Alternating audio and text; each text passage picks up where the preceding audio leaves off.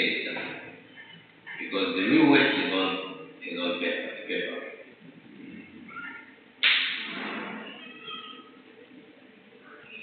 The real work is on paper. So I can, if I jump in, because all the paperwork, whatever I do with the contract, it will be from the paper. So that's translating from paper. So we can't do anything without paper. Otherwise, it will be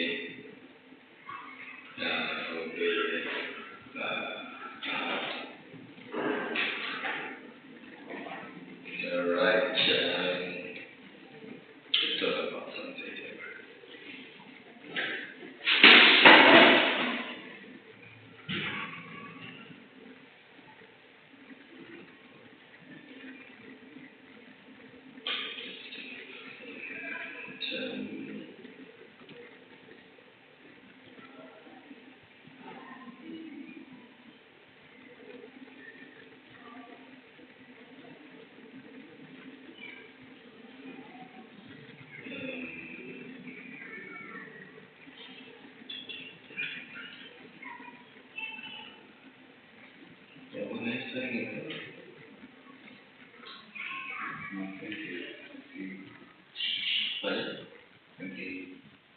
Let me just check.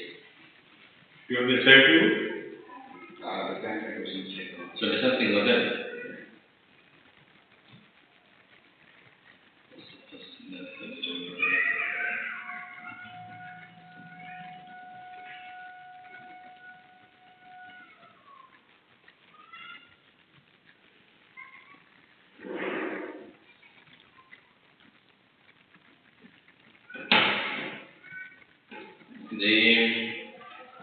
The scope of your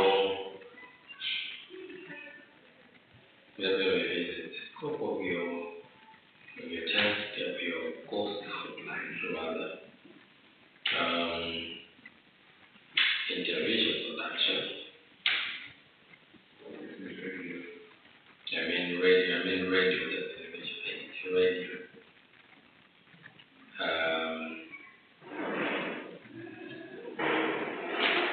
Is on news, focuses on news and news values,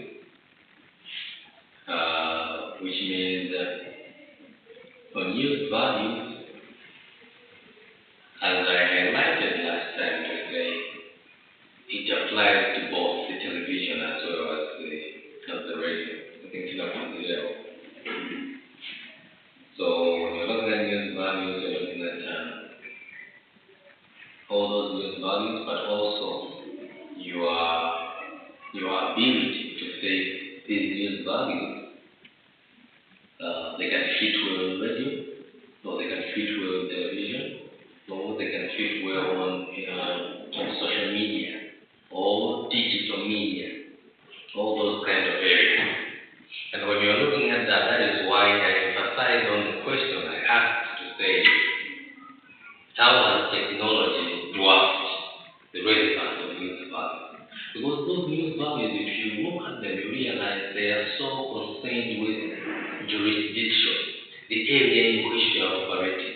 When you're looking at proximity, for example, you're looking at how close that thing is to you. When you're looking at prominence, if the person is important in Malawi, then the same means that person is important also in Zambia. It's not always the case. That Infaya, to give an example, do you think it was relevant to Tanzania? No. So it was news, but it might not be news in the other country. Okay? So that's what we're looking at when we're looking at news value. What about technology? If we're looking at, okay, Tanzania, Malawi, Mozambique, how has technology come up with all that we're saying? Technology will be coming in with what we call globalization rather. We're living in a world that looks more or less like one country. Which means that Trump, for example, what the US says, he will not talk about war because we have been linked with those people. That is why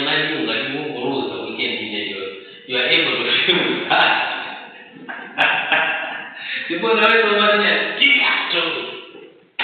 Again, give me a toe. You're feeling a part of that. And that has been enabled by the presence of technology. It's not just about watching. But our friends who started living with the radio, newspaper, they were following it on those kind of stuff. For example, radio, people were following them. I remember my grandfather used to follow football through BBC. Then they would listen to live commentary by BBC. That's how they fell in love with the team. The coming in of television just summed up, but also cemented the relationships that they had with other media platforms. So those are the areas in which you should be viewing your values. So in your post outline, number one, you have your values. We have done that. I'm just making sure that we are on the same page. There is voice care, reading speed, this is another voice and the voice. Voice care, reading speed, posture, and breathing. This is what we're doing in order to get them post out, making sure that it's okay.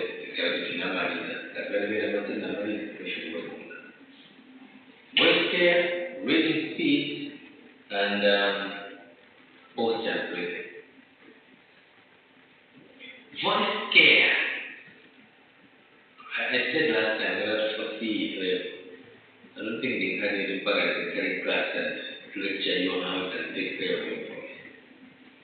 Different people have different routines how they do this. Some people say don't eat junk food, don't drink filtered drinks with separated water. Love water and it helps you with the voice and so on and so forth. That's what other people say. What I'll tell you is do what you feel like and take care of your voice. So for you, what will help you to have great voice and speak well, whichever especially we say no. What you want is to get the best out of you. The maximum potential should be out. That's what we want. So how to take care of your voice? Make sure you find your routine. And when they should lose weight, they believe in Jimwe. Some people believe in Kumaya Mazmapad to lose weight. Some people believe in starving themselves.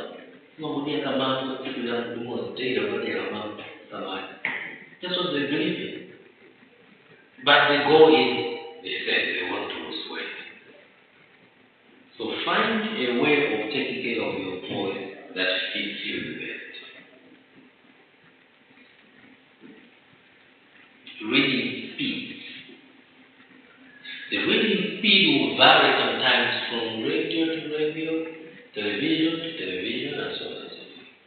If you listen to Transworld Radio, some of us are doing like Britain. That's how they speak. We don't go NBC. So what's the point? That's what they believe in.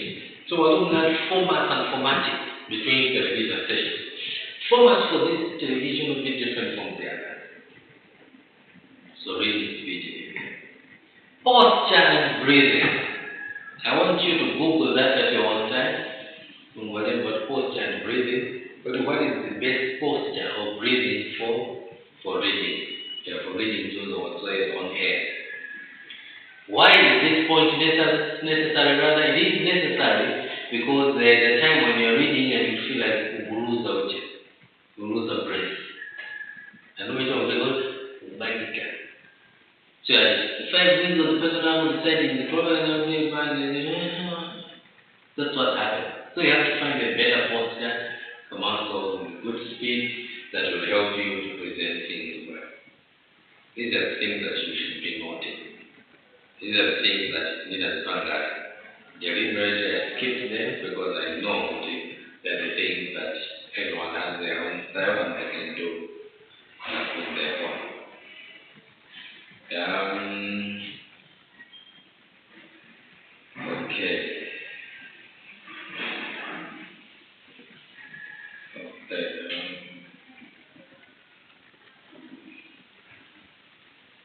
I also wanted to talk about finding a story, research and evaluation of content, but also longer form and extended artifacts.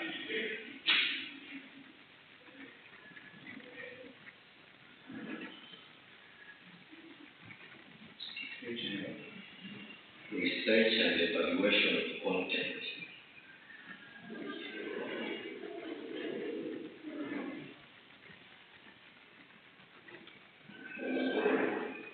Finding the story, research and evaluation of content,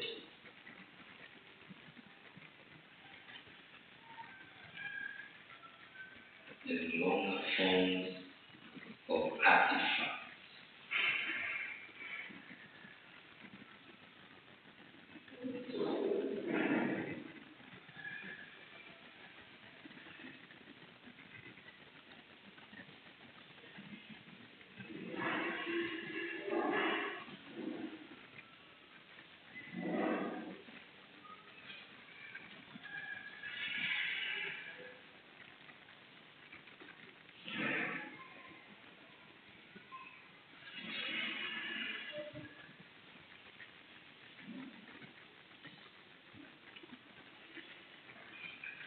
When we're looking at radio and television presentation, more especially news, remember I emphasized on truth and objectivity. And if you are dishing out truth and objectivity, you mean you're dishing out fact. There has to be evidence. The stories have to be researched. They have to be evaluated. Content processed necessary for consumption for the audience. This is basically what all that is there. So what are the techniques that you would use to find the story? When you go to newsrooms, in radio stations or television stations, they say, we know this morning should come with a news item. Then in Chito reporter we know this I'm not figure out what it is. After I'm going to report, if you're going to report, well, I don't think all the consultants about that. It's next by the chief, the news. We know where BP has lost to Steve. We know where Chen. It was the other than we want to say news item says. And here is our best which ones they can fall. That can happen. These ones are the ones that we want to do. Now you go on and do your research. You do your research, you evaluate the content. You want to know if it's necessary for air. So you get the content, you see if it's necessary for air. It will be that day or before the morning. That day, this is not usually investigative journalism. This is convention. This is there and then. So you're like, oh, yes, that is there, but every day, when is it? 8 a.m. Did I? People say that. That's how fast it is. So you go on the field, trying to gather issues, we have one who's writing the story, sending the footage, and so on and so on. That's why it's always TV. That's why newsroom is a very, very busy room. That's why it is important to pay attention to this kind of thing. Finding the stories, number one, you research and evaluate it, and then you go on and assess extended artifacts. When you are searching for artifacts, you got a list. No? Different. No, but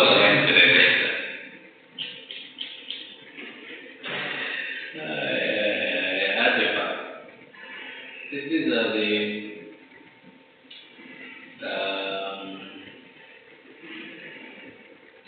tools probably you use that will help you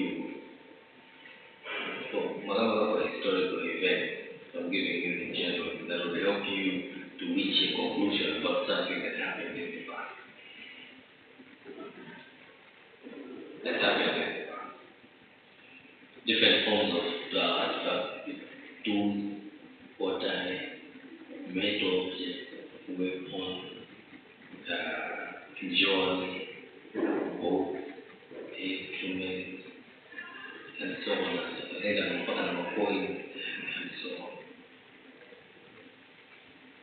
So as far as the man-made objects, such as pieces of art or tools or whatsoever, don't let it so that when you use them, it will help you to reach a conclusion about something. To say, I think that tunachokera kule, what do you get?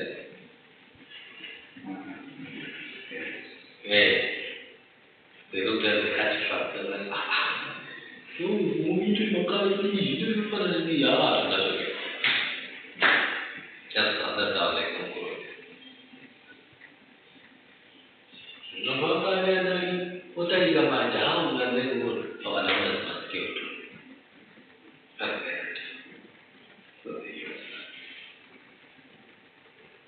So really, in journalism, we also depend so much on those kinds of things. For man, Zimasia. Okay? Zimasia.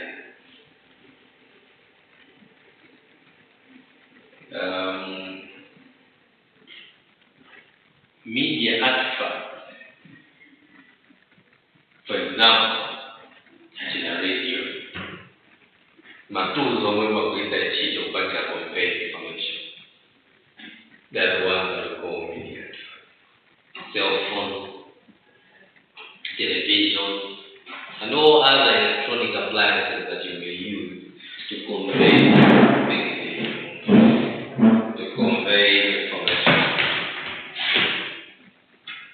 Those are the ones that we refer to as media. So that you can see the difference between artifacts general and what we call media artifacts. So those are different. So it's also important probably to just have a better understanding of what artifacts do we have in the media sense. Very, very important. Then equipment.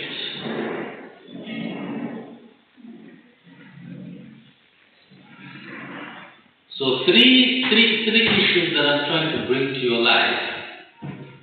Number one, that the general scope of radio, we realize that there are people, the human resource, the people that make it happen. We discussed already all these people. Producers, editors, blah, blah, blah, blah. You'll find an answer on their TV. The only difference is when there's a camera, or there's no camera, or there's this, or there's no this. But it's the same thing. The editors did, or the producers did, the directors did. But it's very much the same. So, we're looking at the human resource, which is that. Then equipment. Then production. Okay, or product. So human resource, equipment, product. The legal was the production process.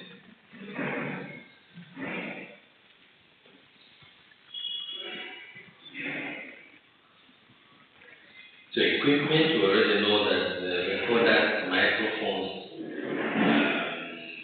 editing tools or facilities, monitors, applications such as Adobe Sunshine is also there. All those kind of things. The technology, I think I don't need enough to emphasize it. It's the core part of digital communication nowadays. You can't do without technology. You need it.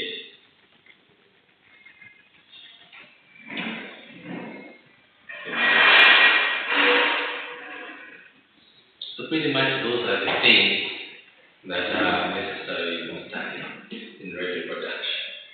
Quina, what's that? Now we got to finish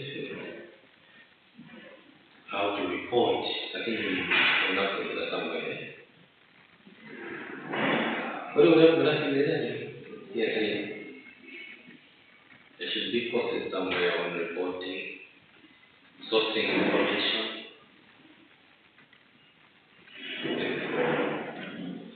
But we will see in our next class. Can just touch on how we can source information, how we can report, and so on and so forth. But it's not for this. Then editing is another important issue that you need to tackle.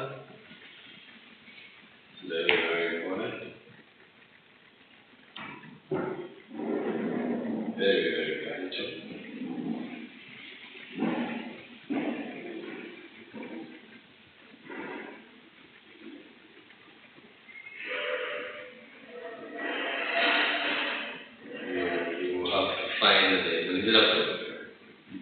You have to find the Adobe. You have Message. They won't put the set on that. Yes, of course, they put a summer way. They won't put it away. That's what who puts it away? See, we have over 10 years, the last hour. My neighbor is the time to 15 years or more, so on.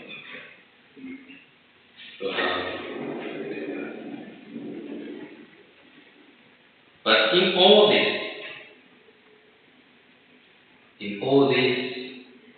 you should remember some of the issues that kind of determine the production of the content. How are the products produced by different entities, more especially media entities? We talked about media ownership and how they affect content and product of media. We talked about media conglomeration. We talked about media convergence. But also importantly, other issues that are hidden in the media. For example, by looking at hegemony, but also discourse analysis, a little bit of semiotics, and all the other contents that are available that will help you to determine how some issues affect the production of the content. For example, how does the media present men as powerful compared to women? How does the media import other cultures? How do we assimilate them? How do we consume them? Do we repel them? All those kind of issues, much as we study the media at large, but it is still vital that we also look into this kind of thing to determine what happens. Okay, so all those kind of things are things that you need to pay attention to.